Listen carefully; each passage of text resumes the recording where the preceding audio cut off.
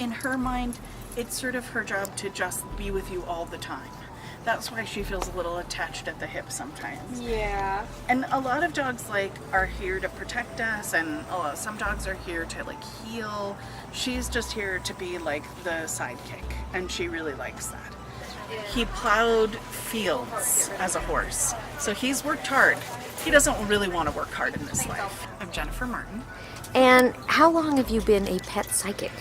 Oh, that's a great question. I probably figured out I knew a little bit, maybe things that other people didn't know about animals when I was maybe 14.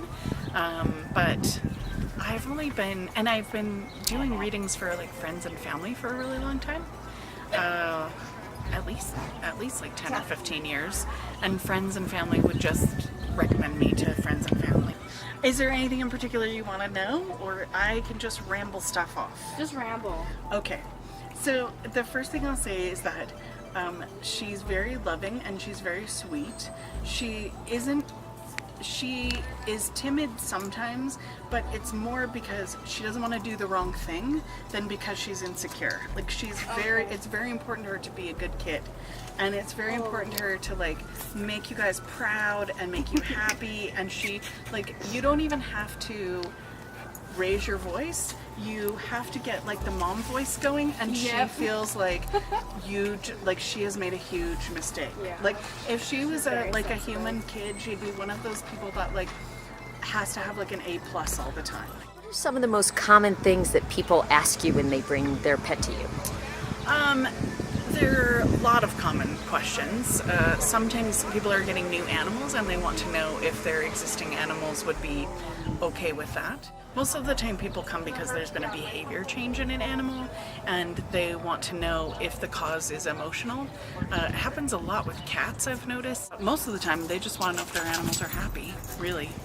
And so is it more of a feel-good thing, or like how does seeing a pet psychic help? A little bit of both, I think. I've been able to help people know if they really need to go to a vet or not, if it's like a physical issue or not. A little bit of a feel-good thing. Yeah, sometimes I think I validate things that people already know about their animals, especially people who are very in tune with their animals. But I don't think that's because, I think it's kind of like when a stranger tells you something, I don't know, the validation means more. So how does it work?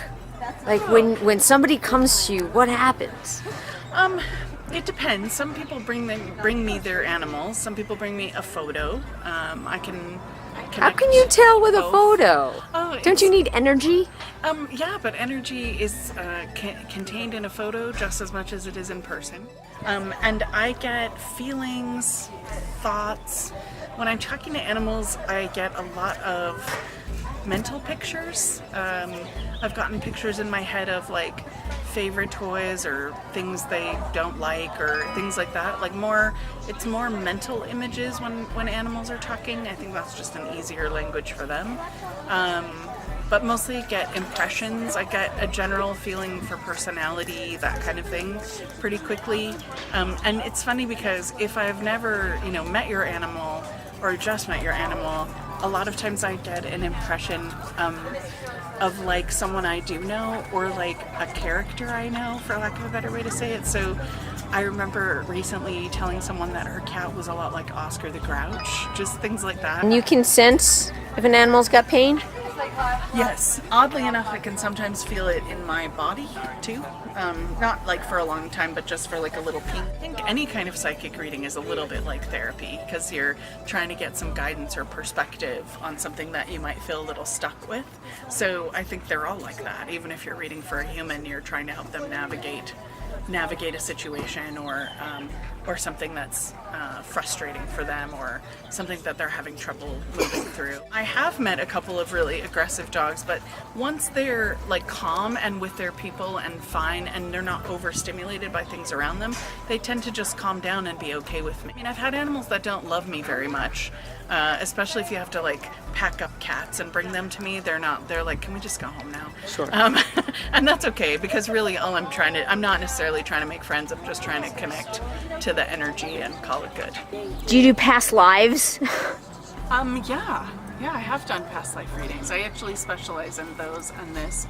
and just doing card readings for psychic readings for people. Like I haven't really read an animal that was like a person at one point or that kind of thing. And mostly, and dogs sometimes come back to us if they're not done with their mission and their bodies don't really stick around, or if they give out easily or that kind of thing. Oh, cutie girl. They'll just come back to us as a different dog, or Sometimes they come back and they're with other people, and that's okay too. I think you can talk about the future and things like that, but I think that every decision we make can help it shift or change. It's funny because I don't usually get like specific dates or times. I get like time ranges, and I tend to see possibilities versus like certainty. there's going to be a lot of people that say, crap. I don't believe Oh yeah, that's totally fine. I find that if you're not drawn to it, it's probably not for you. Even people that are just maybe curious but don't necessarily believe in it still get information that they feel is useful. And if it resonates with you, great. And if you're not drawn to it, you don't have to come for a reading. And that doesn't really hurt my feelings. I think the people that need me find me, and the people that don't have to, and that's okay too.